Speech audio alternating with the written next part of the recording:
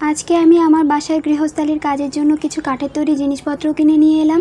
তো কাঠের তৈরি জিনিস কেনার জন্য আমি কোথায় গিয়েছিলাম আর কি করলাম সেগুলোই নিয়ে থাকছে আজকের ভিডিও। তো হ্যালো এভরিওয়ান, আসসালামু আলাইকুম সবাইকে।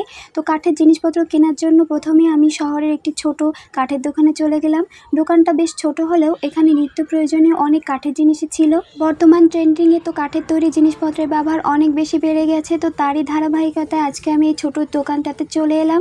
দোকানটিতে কাঠের তৈরি বেলুন চাকি, কাঠের পিঁড়ি, দা বটি, ফুলদানি, কাঠের ট্রে, পিংবোর্ড, কাঠের চায়ের কাপ সহ আরও অনেক জিনিস ছিল। আমি প্রথমেই সব জিনিসগুলো ঘুরে ঘুরে ভালোভাবে দেখে নিলাম। এই যে আমার হাতে যেটা দেখতে পাচ্ছেন এটা হচ্ছে চাল মাপার পট। এই পটগুলো বেশ কিউট ছিল, কিন্তু আমার বাসায় যেহেতু চাল মাপার একটা পট আছে তাই এটা আমি আজকে নেব না। তারপরে এই অ্যাশট্রেটা দেখছিলাম। এই অ্যাশট্রে আমার বিশেষ কোনো কাজে লাগবে না, কারণ আমার বাসায় কোনো স্মোকারই নাই। আমার হাজব্যান্ড বা আমার শ্বশুরবাড়ির লোকজন কেউই স্মোক করে না। এই অ্যাশট্রেটা বেশ কিউট ছিল, বাট আমার যেহেতু লাগতো না তাই আমি আর নিলাম না। এরপর একটু পেছন ঘুরে এই ঢেকিগুলা দেখতে পেলাম। ঢেকিগুলা নিয়ে ছোটোবেলায় আমরা অনেক বেশি খেলেছি। মানে আরও ছিল কাঠের খুন্তি, কাঠের ডাল ঘুটনি, কাঠের পিঁড়ি, এছাড়া নিত্য প্রয়োজনে আরও অনেক জিনিসই ছিল। তো সেগুলো আমি ঘুরে ঘুরে দেখলাম। দোকানদার মামা একটু বাইরে ছিল, যার জন্য আমি কিছুক্ষণ অপেক্ষা করছিলাম আর ঘুরে ঘুরে জিনিসগুলো দেখতেছিলাম। এখন একটু উপরের দিকে তাকাতেই এই ওয়ার্ড্রব, ড্রেসিং টেবিলগুলো আমার চোখে পড়লো।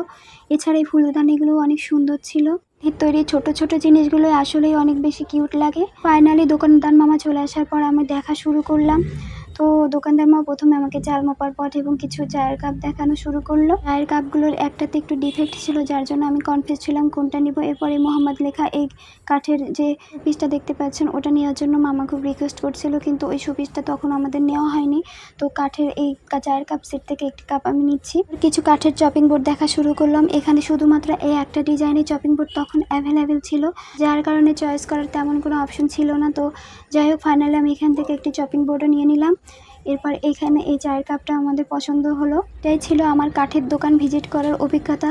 তো এই জিনিসগুলো আমি বাসায় নিয়ে চলে এলাম। কেমন হয়েছে অবশ্যই কমেন্ট করে জানাবেন, আর ভিডিওটি ভালো লাগলে একটি লাইক আর শেয়ার দিয়ে যাবেন। আরও অনেক ভিডিও পাওয়ার জন্য একটি ফলো দিয়ে পেজটির সাথে থাকবেন। তো ভালো থাকবেন সবাই। আজকে এই পর্যন্তই। আল্লাহ হাফেজ।